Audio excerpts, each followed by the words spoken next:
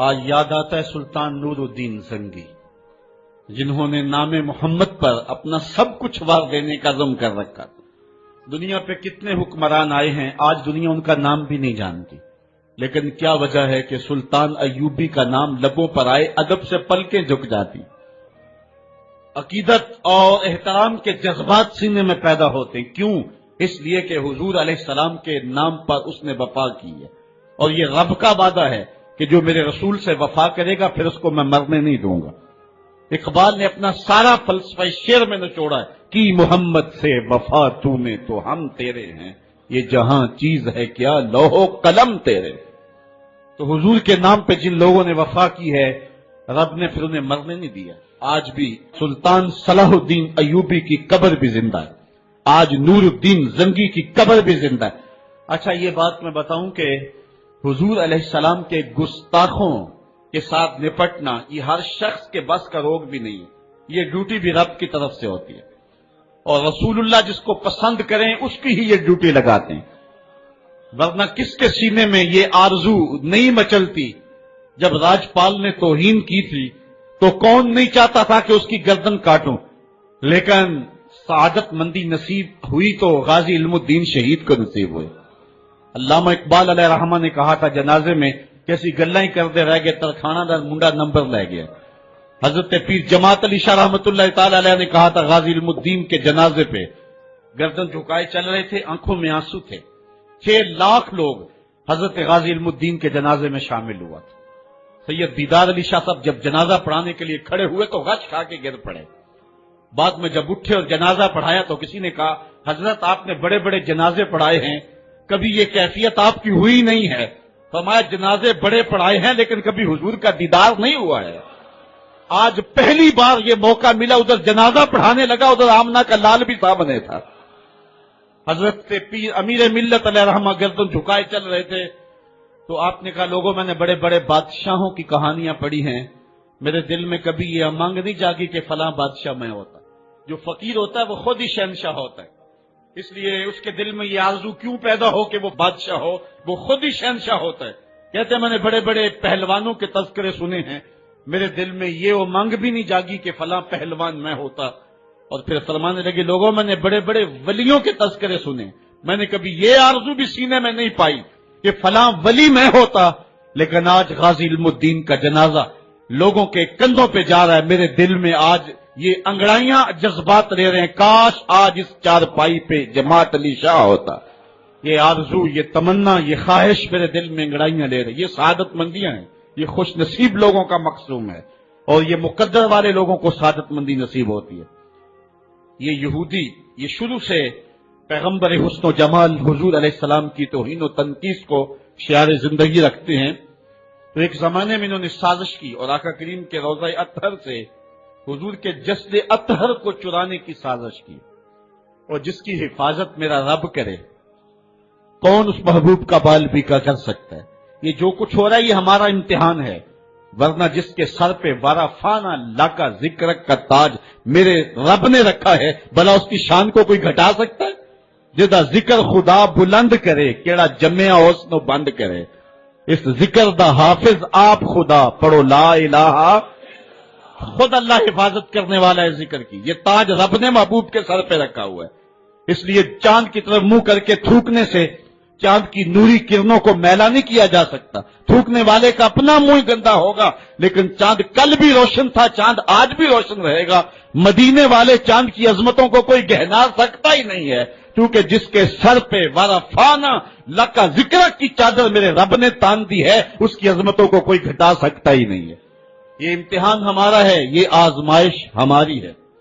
اللہ اکبر. تو میں نے کہا کہ یہ سعادت مند لوگوں کا مقصوم ہوتا ہے. تو زمانے میں کچھ بد نصیب یہودیوں نے یہ سازش کی کہ حضور کے جسد اطہر کو روضہ انور سے نکال لیا جائے، اور پھر باقاعدہ انہوں نے 2 اشخاص کو وظائف پڑھا کر کے، داڑیاں رکھوا کر کے، جبہ و دستار پہنا کر کے مدینے میں بھیجا، صوفیاء کے، نیکوکاروں کے، علماء کے، زاہدین کے روپ میں. اور انہوں نے وہاں ایک جگہ کرائے پہ لے لی اور اپنی کارروائی کا آغاز کر دیا. وہ اپنے کمرے کے اندر سرنگ کھودتے اور روزانہ مٹی نکالتے اور رات کے اندھیرے میں بقی کے قبرستان میں قبروں کے اوپر مٹی ڈال کے آ جاتے اور سارا دن تسبیح لیے اللہ اللہ کرتے رہتے. لوگ کہتے کہ یہ تو بڑے صالح لوگ ہیں اور پھر لوگوں کو خیرات بھی کرتے.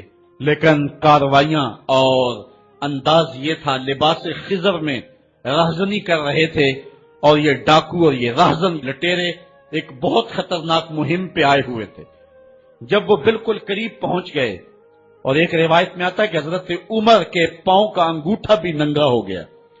حضور علیہ السلام سلطان نور الدین زنگی کو خواب میں ملے اور ان کی شکلیں دکھائی کہ یہ دو موذی مجھ کو تکلیف دے رہے ہیں. تو سلطان فوراً اٹھا اور کہا مدینے میں کوئی غیر معمولی واقعہ ظہور پذیر ہوا ہے، اور اس نے جلدی سے کچھ سواروں کو اپنے ساتھ لیا اور کچھ خزانہ ساتھ لیا اور فوجوں کو حکم دیا کہ وہ تیار ہو کر کے جلدی میرے پیچھے آئیں. مدینے میں پہنچ کر کے اس نے دعوت عام کر دی اور لوگوں کہا کہ آؤ میرے دسترخوان نعمت سے کھاؤ، اور لوگوں کو خیرات کرنے لگا. سارا مدینہ اس کے پاس آیا، لیکن جو شکلیں اس نے دیکھی تھی اس کو وہ نظر نہ آئی. وہ بار بار پوچھتا تھا کوئی رہ تو نہیں گیا. لوگوں نے کہا کہ نہیں، سارے جو ہیں وہ آپ سے خیرات لے گئے ہیں. ہاں، دو شخص ایسے ہیں کہ جو بہت بڑے سخی ہیں، ان کو تو ضرورت ہی نہیں آپ کی دہلیز پہ آنے کی. بادشاہ نے کہا مجھے دکھاؤ وہ کون ہے. بادشاہ کو شک گزرا یہ وہی تھے. جب سامنے آئے تو بادشاہ نے فوراً پہچان لیا. کہا کہ میں تمہارے ڈیرے پہ جہاں تم رہتے ہو وہاں جانا چاہتا ہوں. بادشاہ تفتیش کرنا چاہتا تھا. جب دیکھا تو تسبیحیں لٹکی ہیں، مصلے بچھے ہوئے ہیں، قالین بچھے ہوئے ہیں. تو بادشاہ مصلہ اٹھایا، قالین اٹھایا تو نیچے پھٹا تھا. جب پھٹا اٹھایا تو نیچے سرنگ تھی. پھر بادشاہ نے ان کو جانوروں کے پیچھے بندھوا کر کے چروا دیا. اور میں نے تاریخ میں پڑھا سلطان نور الدین زنگی مدینے کی گلیوں میں پھر اس کے بعد روتا پھرتا تھا اور اس کی آنکھوں میں آنسو تھے اور کہتا تھا یا رسول اللہ تمہاری مہربانی کہ یہ ڈیوٹی میرے ذمہ لگائی ہے، ورنہ کائنات بھری پڑی تھی. یہ سعادت مندی میرا مقدر کہ اس نوکری کے لیے مجھے منتخب کیا ہے. اور پھر اس نے روضہ رسول کے ارد گرد جو ہے جہاں تک پانی آتا ہے وہاں تک جو ہے اس نے جو ہے زمین کھدوائی اور سیسا پگھلا کے اس کے اندر ڈال دیا کہ دوبارہ قیامت تک کوئی موذی اس کی جرأت نہ کر سکے. تو روضہ رسول کے ارد گرد وہ سیسا پلائی ہوئی دیوار ہے جس کو کھودا نہیں جا سکتا. یہ سلطان نور الدین زنگی کی زندگی کا یہ انوکھا باب ہے. آئیے اب سلطان صلاح الدین ایوبی کی کہانی بھی سنتے. اسلام کا مجاہد اعظم، یہ حلال اور صلیب کی جنگوں کا ہیرو، اور جس پہ امت اسلامیہ کو آج بھی ناز ہے اور آج صدیاں گزرنے کے بعد یہ سینوں میں دل کی طرح دھڑکتا ہے. سلطان ایوبی کا نام آج بھی دلوں پہ نقش ہے اور اس کا نام سن کے مردہ جانوں کے اندر بھی زندگی کی حرارت پیدا ہو جاتی ہے. اس کے زمانے میں ریجینالڈ بدبخت ایک انگلستان کے شہزادے نے حاجیوں کے قافلے کو روک لیا اور ان کا سامان لوٹ لیا. انہوں نے کہا ہم حج پہ جا رہے ہیں، تو نے ہمارا سامان لوٹ لیا، ہمیں جانے دے. تو اس نے دریدہ دہنی کرتے ہوئے کہا بلاؤ اپنے نبی محمد کو جو تمہاری جان چھڑائے. بس سلطان صلاح الدین ایوبی تک یہ بات پہنچی تو میں نے تاریخ میں پڑھا کہ وہ دانت پیستا تھا، اس کی آنکھوں میں خون اتر آیا، اس میں کھڑے کھڑے قسم کھائی کہ جب تک اس ظالم کو کیفر کردار تک نہیں پہنچاؤں گا چین کی نیند نہیں سوؤں گا. پھر پونے 2 سال کا عرصہ آپ سلطان صلاح الدین ایوبی کی زندگی دیکھ کے جنگی مہموں کو ترتیب دیتا رہا. دن رات اس نے ایک کر دی، نیند قریب نہ آنے دی. جب نیند بہت زیادہ تنگ کر دی تو پھر وہ خیمے کی چوب کے ساتھ ٹیک لگا کے کھڑے ہو کر کے اپنی آنکھوں کی آگ بجھا لیتا. اور پونے 2 سال کا عرصہ اس نے چارپائی پہ لیٹ کے نہیں دیکھا. پھر وہ لمحے آئے کہ اللہ نے اس کی مراد پوری کی. انگلستان کے شہزادے لائن میں کھڑے تھے، اس نے شاہ گاما کو اپنی کرسی دی اور ساتھ کہا ہم جس کو کرسی دیتے اسے امان دیتے ہیں. پھر اس نے اس کے جو نائٹس تھے ان کو آب خوریم دیے، ان میں پانی دیا، کہا جس کو ہم پانی دیتے ہیں اس کو امان دیتے ہیں. پھر جب ریجینالڈ کی باری آئی تو بادشاہ کی رگیں پھول گئی غصے سے. اس نے تلوار نیام سے باہر نکالی اور اس کی چھاتی پہ چڑھ کے اس کی گردن پہ تلوار رکھ کے اس کے ٹکڑے کرتے ہوئے کہا او کتے، تم نے کہا تھا بلاؤ اپنے نبی محمد کو، محمد عربی نے اپنا نوکر بھیج دیا ہے. اور اس طرح اس ریجینالڈ کتے کے 2 ٹکڑے کر کے رکھ دیے. یہ ہماری تاریخ ہے، یہ اور روشن تاریخ ہے. ہمارے اسلاف، ہمارے بزرگ اس دور کے شہنشاہ، اس دور کے بادشاہ اتنی جرأت اور اتنی عظیمت رکھا کرتے تھے. اور آج ہماری کمزوریاں نے دشمنوں کو دلیر کر دیے. کبھی ایسا بھی اندھیر آیا تھا کہ سرے عام یوں توہین و تنقیص ہوتی ہو پیغمبر حسن اور پیغمبر جمال کی، اور پھر 1.40 کروڑ انسان دنیا کے اوپر بستے ہوں. یہ بھی زمانے نے دن دیکھنے تھے. تو امت مسلمہ کی موت واقع ہو جائے اگر حضور علیہ السلام کی توہین باقی رہتی ہے. اس لیے امت کو پوری قوت کے ساتھ کھڑا ہونا ہے اور اپنے نبی علیہ السلام کی توہین کا بدلہ لینا ہے. اور یہ ممکن نہیں ہے جب تک جو ہے وہ ہم پوری دنیا کے اوپر غالب نہ ہوں. اللہ تعالیٰ امت کو وہ دن نصیب فرمائے کہ امت کا غلبہ اللہ تعالیٰ نصیب فرمائے. اس وقت ہمارا المیہ یہ ہے کہ ہمارے پاس عالمی لیڈر کوئی نہیں ہے. عوام کے جذبے یقیناً دیکھنے کے. سیریا کے بچوں کو میں نے دیکھا کہ وہ چھوٹے چھوٹے بچے انہوں نے ہاتھوں میں کتبہ پکڑا ہوا ہے، اور میں اس منظر کو دیکھ کر کے کتنی دیر تک سکتے میں رہا.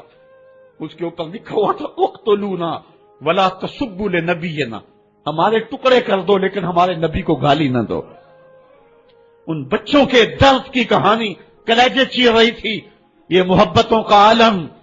وہ اقبال نے کہا تھا چمن میں رخت گل شبنم سے تر ہے، چمن میں رخت گل شبنم سے تر ہے، سمن ہے سبزہ ہے باد سحر ہے، مگر ہنگامہ ہو سکتا نہیں گرم، یہاں کا لالا بے سوزے جگر ہے.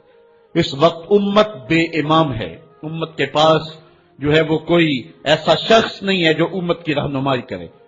ملک بھی خالی ہیں اور عالمی لیول پہ بھی ہم کسی امام سے محروم ہیں. اللہ نے وہ دن نصیب کرنے ہیں. ہم صفے سیدھی کریں، بس ہمارا کام اتنا ہے. صفے سیدھی کریں گے تو امام بھی اللہ بھیج ہی دے گا. اور وہ وقت آئے گا کہ اس کے جھنڈے نیچے ہم کھڑے ہوں گے. اور ہم نے تاریخ میں پڑھا ہے، کتب صحاح میں موجود ہے، بخاری اور باقی کتابیں اٹھائیں، ہمیں اس وقت کی بشارت دی گئی ہے کہ جب اساکر اسلام ترتیب پائیں گے اور پھر امام بھی آ جائے گا اور پھر امت مسلمہ وہ بانکپن پائے گی. یہ صحیح حدیث میں آتا ہے کہ اگر کوئی یہودی کسی پتھر کے پیچھے یا درخت کے پیچھے چھپ کر کے پناہ مانگنا چاہے گا تو وہ پتھر مسلمانوں مجاہدوں کو بول کر کے کہے گا ادھر آ، یہ ظالم میرے پیچھے چھپا ہوا ہے. وہ دن بھی اللہ تعالیٰ نے ہمیں دکھانے ہیں اور پوری امت کے اوپر جھنڈا جھولے گا تو آمنہ کے نال کا ہی جھولے گا انشاءاللہ. آ ملیں گے سینہ چاکانے چمن سے سینہ چاک، بس میں گل کی ہم نفس باد صبا ہو جائے گی، شبنم افشانی پیدا کرے گی میری سوز و ساز، اس چمن کی ہر کلی درداش نہ ہو جائے گی، آسماں سحر کے نور سے ہوگا آئینہ پوچھ، ظلمت رات کی سیما پا ہو جائے گی، شب گریزاں ہوگی آخر جلوائے خورشید سے، یہ چمن معمور ہوگا نغمہ توحید سے.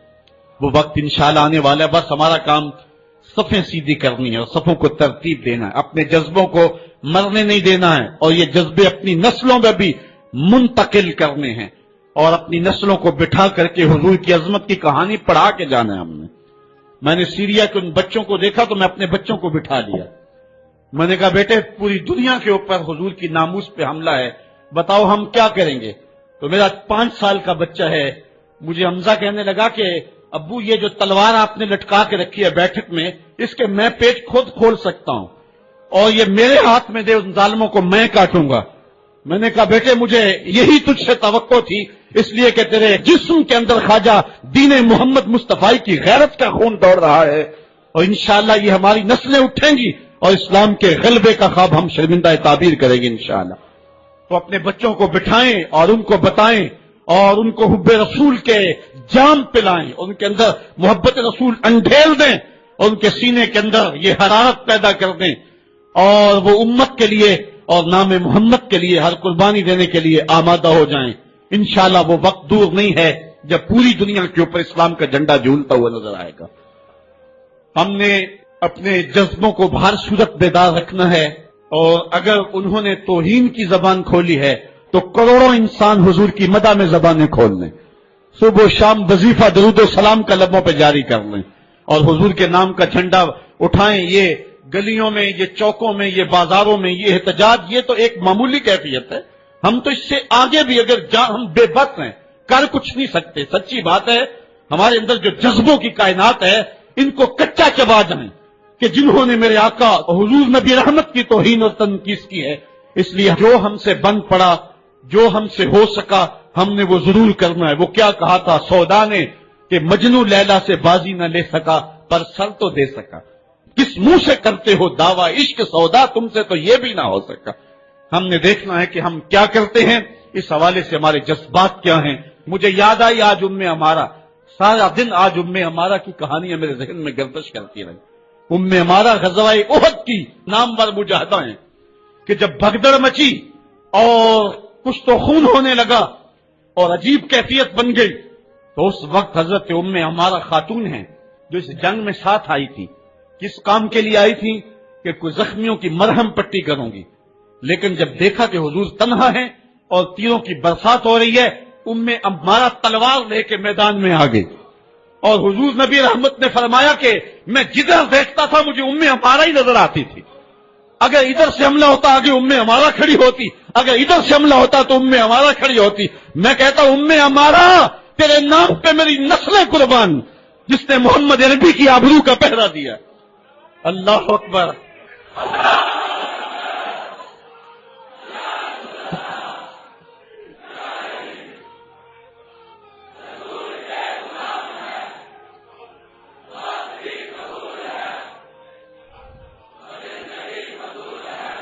تمہارے جذبے سچے ہیں انشاءاللہ، شاید مغرب کو بھول ہو گئی ہے۔